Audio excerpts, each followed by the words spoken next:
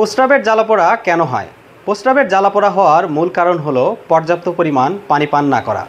পানি আমাদের দেহের বেশিরভাগ রোগ নিরাময় করতে সাহায্য করে। অপর্যাপ্ত পানি দেহের নানাবিধ রোগের কারণ হয়ে দাঁড়ায়।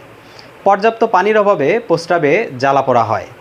প্রস্রাবের জ্বালাপোড়া সাধারণত তাদের মাঝেই দেখা দেয় যারা দেহের প্রয়োজন অনুযায়ী পানি পান করে না। নারীদের ক্ষেত্রে এই উপসর্গটি বেশ কষ্টদায়ক, কারণ নারীদের পায়ুপথের কাছেই মূত্রনালী অবস্থিত, যার ফলে পায়ুপথের মাধ্যমে অনেক ব্যাকটেরিয়া বা ফাঙ্গাস মূত্রনালীতে প্রবেশ করে এবং জ্বালাপোড়ার সৃষ্টি করে থাকে। নারীদের প্রস্রাবে জ্বালাপোড়া হওয়ার আরেকটি মূল কারণ হচ্ছে মাসিক বা পিরিয়ড।